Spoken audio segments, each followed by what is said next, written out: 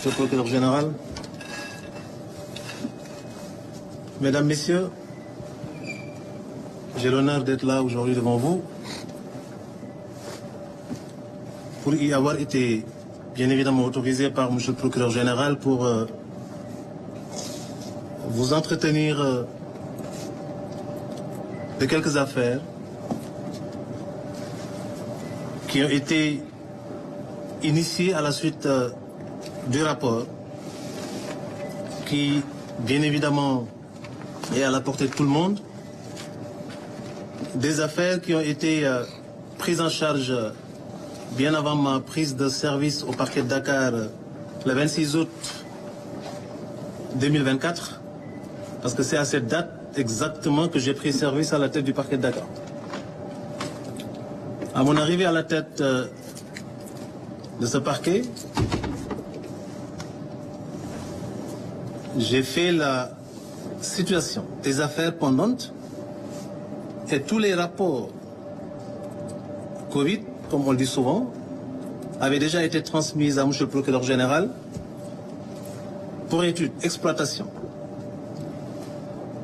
Bien évidemment, l'exploitation a pu être l'occasion pour les acteurs judiciaires que nous sommes de déceler un certain nombre de manquements imputables à plusieurs personnes qui, au détour des honorables responsabilités qui leur ont été confiées, ont choisi d'arpenter les sentiers parfois sinueux d'une certaine délinquance, pour certains seulement, on y reviendra, et perpétrer un certain nombre de faits, tous caractéristiques d'infraction à la loi pénale et préjudiciables bien évidemment aux intérêts de l'État. Ces rapports nous ont été transmis juste la semaine dernière. Et après leur réception, et c'était naturellement la première fois que j'entrais en contact avec ce rapport Covid qui avait fini d'épingler un certain nombre de personnalités, mes services, et c'est l'occasion bien évidemment de rendre hommage à mes substituts, mes collaborateurs,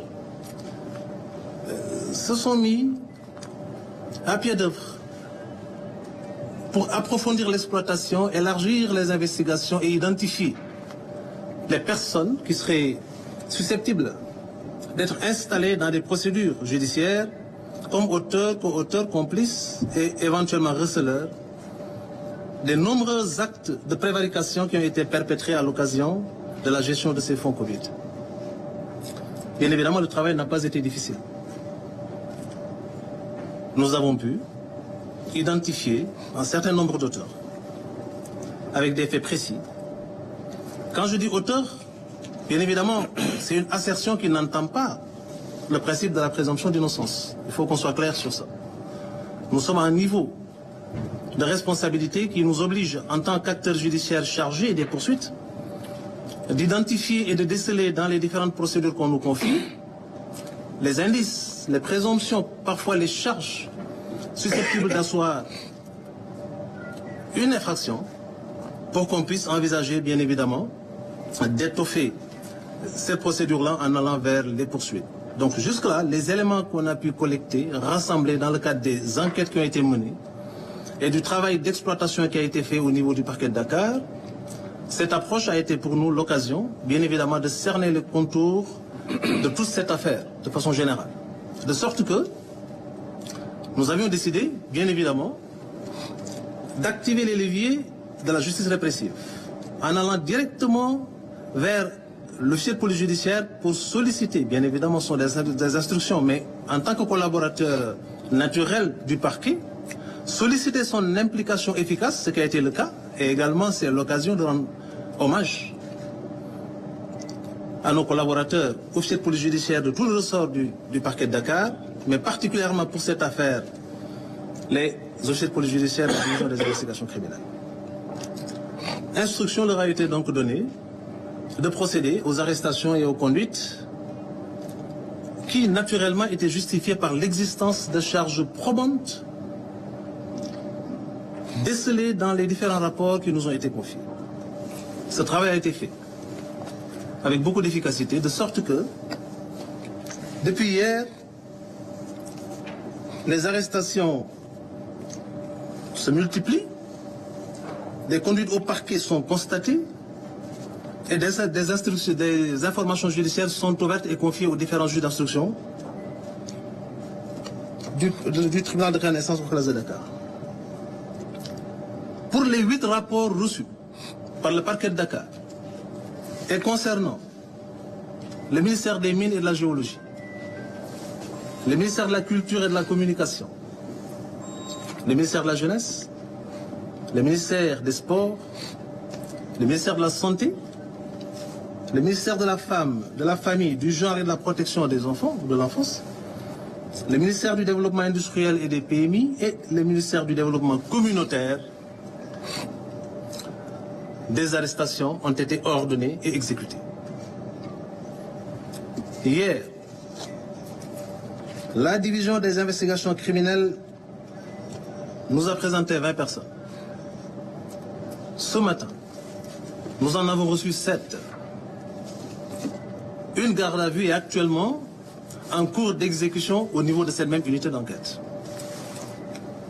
Pour les 20 personnes conduites au parquet hier et les 7 de ce matin, nous ne sommes pas, bien évidemment, dans une approche de prédation. Il faudrait qu'on soit clair. L'objectif d'un parquet crédible et efficace, c'est de prendre en charge le phénomène criminel dans toute son envergure, en faisant en sorte que le trouble que la commission des faits criminels ou délictuels a pu causer à l'ordre public cesse. Bien évidemment, ce premier objectif est nécessairement rattachable à un autre, qui est celui du reclassement social de l'auteur, mais surtout de la réparation du préjudice. De sorte que la réglementation sénégalaise, en matière de prise en charge du phénomène de la délinquance économique et financière, prévoit et parfois même met la priorité à la suite de l'accaparement de deniers privés ou publics sur l'objectif de recouvrement. Et c'est dans cette optique que les personnes arrêtées, conduites au parquet et confiées aux différents juges d'instruction du TJ hors classe de Dakar ont spontanément, volontairement proposé de cautionner.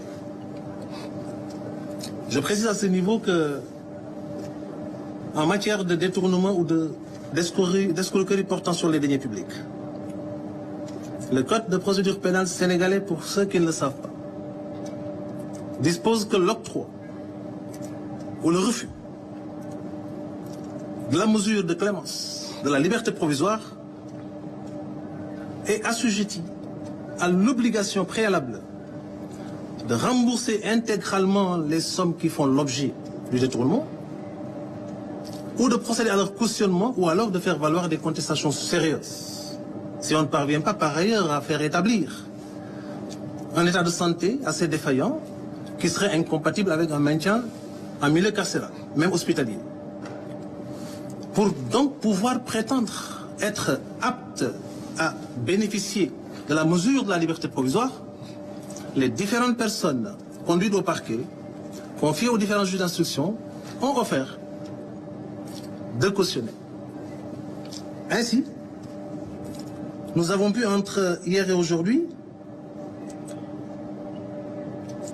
enregistrer des propositions de cautionnement, effectivement exécuter ces propositions, portant sur la somme de 258 448 233 francs CFA. Des inculpations sont en cours. Les personnes concernées devant le juge d'instruction bénéficient de cette même possibilité d'offrir ce cautionnement. Des gardes à vue également, et les personnes concernées conduites au parquet auront la même possibilité, de sorte que ce montant, provisoirement arrêté, pourrait évoluer. L'objectif, ce n'est pas, je l'ai dit, je le répète, de nous transformer en prédateurs. Nous ne le sommes pas. Nous ne sommes pas des agents de recouvrement, nous sommes des autorités judiciaires. quand la loi aménage une porte de sortie pour des personnes poursuivies, qui sont toujours couvertes du sceau de la présomption d'innocence, cette contestation, si elle n'est pas suffisamment articulée pour pouvoir caractériser les contestations sérieuses, doit nécessairement être accompagnée d'un cautionnement. C'est donc de l'argent qui est actuellement déposé au niveau de la caisse de dépôt et de consignation. Et à l'issue de la procédure, si les juridictions seront amenées à établir une responsabilité pénale et à s'engager dans un processus de déclaration de culpabilité, bien évidemment, ce sont des sommes qui reviendront au peuple sénégalais, qui avait souffert pour mobiliser ces maigres ressources et accompagner le processus de lutte contre le fléau du Covid-19. Si par contre ce principe de la présomption d'innocence consacré par les textes est validé plus tard par les juridictions de jugement, naturellement, les demandes de restitution pourront être adressées aux différentes autorités judiciaires concernées. Pour résumer et conclure sur ce point, considérez qu'entre hier et aujourd'hui, la division des investigations criminelles a conduit au parquet de Dakar, sur instruction de M. le procureur de la République de Dakar, 27 personnes. La plupart d'entre elles ont proposé de consigner et elles l'ont fait parce que les magistrats instructeurs ont accédé à leur demande. De sorte qu'entre hier et aujourd'hui, nous avons pu recouvrer la somme de 258 448 233 francs CFA. Les enquêtes se poursuivent. Ces 8 rapports sont toujours en cours d'exploitation. Toutes les responsabilités seront situées.